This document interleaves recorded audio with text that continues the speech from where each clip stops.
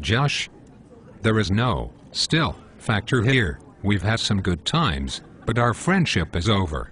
If I see you at a party or something else in the future, of course I will be civil and make small talk if necessary, as I will be with John or Alex or Stassi, but that is the extent of our interaction from here on out.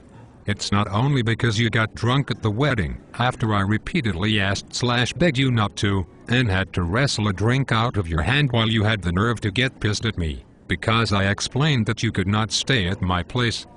Nothing personal. I don't have family, friends, neighbors, etc. over at my place. I know some people love having 100 people parties all the time, or some don't like that but don't mind having a few people over. I'm not either of those types of people, just my personal preference, and that I was not going to drive you anywhere, because I hadn't seen Heather in a few days and that would ruin my Sunday with her. Driving back and forth to wherever just because you decided to be selfish and keep drinking. So you needed to stop drinking if you didn't want to sleep in your car within walking distance of my place, so you could be sober to drive to John's or back to St. Pete. It's not only because I invited you to the wedding so we could hang out for the first time in a long time, because you refused to do something as simple as wake up when I offered to come over to your place and hang out, and instead you decide to get drunk and go off trying to get with some random girl all night, despite having a date with another girl already set up, leaving me hanging. It's not only because I had to fight with you to even get you to come with me to your car at the end of the night, instead of leaving you there, or letting you go off with the random Frisbee team guys downtown, where you probably wouldn't woken up in Miami or Key West with how hard those guys party, only to have to drive myself for almost an hour with you slumping over onto me, having drool and snot all over my arm, while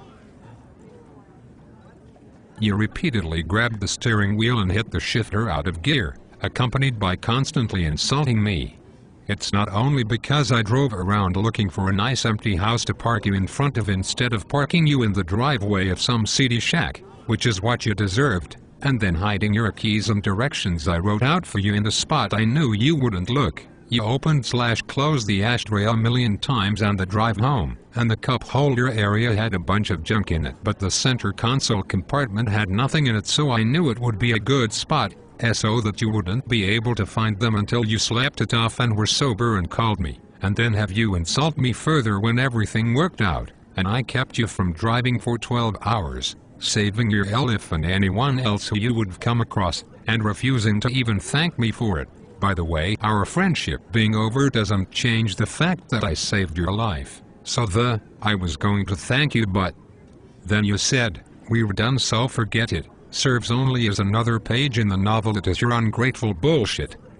I explained to you the options earlier that evening before you got drunk, and you even said you would just sleep in your car, so don't try to make yourself the victim here. If you would have found the keys earlier, you would have driven, as you said in one of your voicemails, or turned on the car's heat and run down the battery, and you have no one but yourself to blame for being cold, which was a small price to pay compared to what could have happened. And guess what? At least you were in a sealed car with a jacket. I had to walk home in the cold because of your threats to continuously ring my doorbell in the middle of the night, which would have resulted in me calling the cops since I am way past done with all your bullshit. So just doing you a further favor by parking you away from my place. Saturday wasn't the only reason, Josh. It was just the last straw. It made me realize how much of a one-way friendship we have, and how it's been that way for the past 10 years. I know it can be difficult to look at some things objectively, but if you want to understand my reasoning, then try.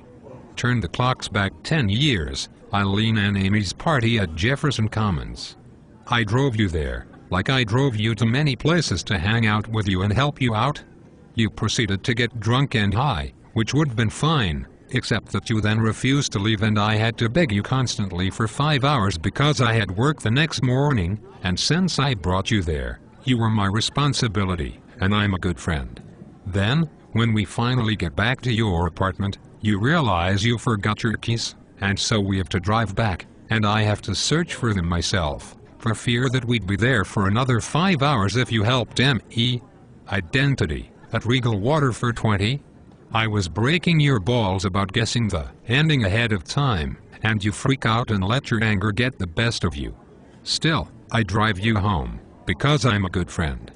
I only get complaints later about how I stopped driving you to the grocery store, which was right next to your apartment complex anyway, for a few months because I was uncomfortable being around you for a while after that. The speeding ticket. Obviously not directly your fault. I was the one unknowingly speeding, a whopping 35 miles per hour around a 20 miles per hour corner. But the only reason I was on campus at all was to drive you to Milliken Hall to submit your appeal for your academic probation, only to have you throw it all away in the next semester anyway. If you would have actually applied yourself with a little bit of effort, everything would have been fine, but you just wasted my time and money with that. I had to write out a letter of appeal to the clerk of the county court and pay a higher fine to keep points off my license. The birthday gifts. I've given you a few gifts over the years. One was like $25 minus $30 via PayPal when you wanted to buy something you told me about around your birthday one year. Another was the $50 for the Radiohead ticket that was intended for your mom, but she let you keep and I didn't ask for back. And an Xbox 360 controller, which was like $50.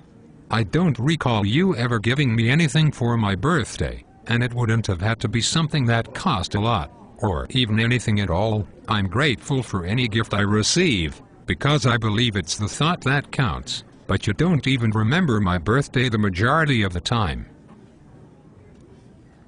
The job referrals.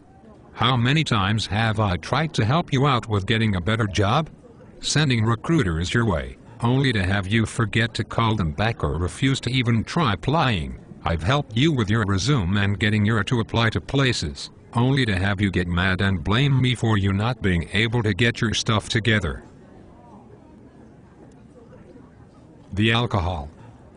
I knew we were drinking recreationally, but I trusted you to be able to control yourself at the wedding, and never wouldn't have invited you if I didn't.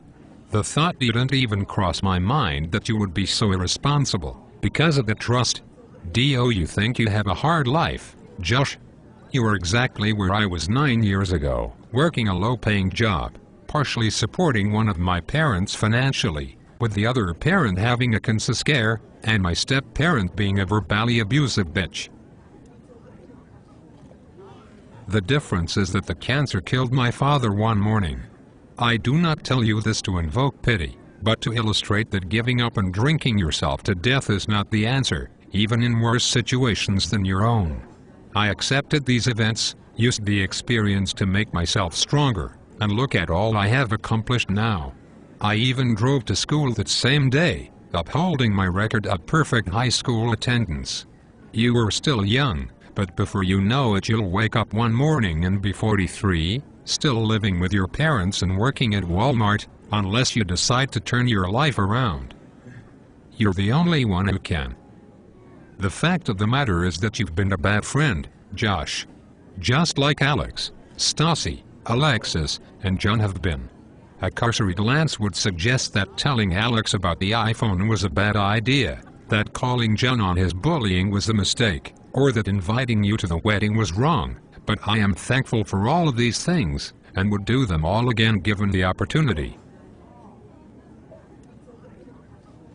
Because they revealed the truth of my friendship with all of you. I trusted you all with these things, because I believed that after 10 years, we were substantial friends, but the results showed me the truth.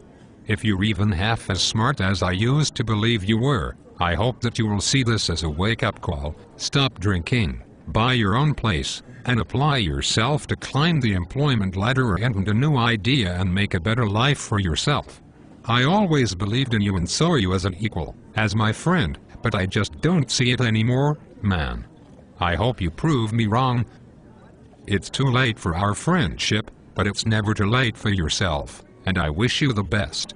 I loved you as a brother, Josh, and considered you one of my closest friends, as I did with John, Alex, Stassi, and Alexis. But I won't keep watching you destroy yourself while treating me like shit, slapping my hand away every time I offer you help, and dragging me down with you whenever we were in the same place together, making me go into babysitter mode. I do not possess the words that will allow you to hear me, so this is where we part ways. You can say, this is on me. Because of the technicality that I am the one putting a stop to the charade that our friendship has become, and try to make yourself believe it so you can sleep at night, but you know the truth, just as John, Alex, and Stassi do. I have removed you from AIM, and will now be removing you from Facebook and my phone. If you want to respond to this message, that is fine. I am not John and I will hear you out. But do so knowing that nothing can be said to change my mind on our friendship being over. In the past few years, I have been systematically removing the poison from my life. My stepmother, Alex, Stassi, John, and you were a poison to me. Mike.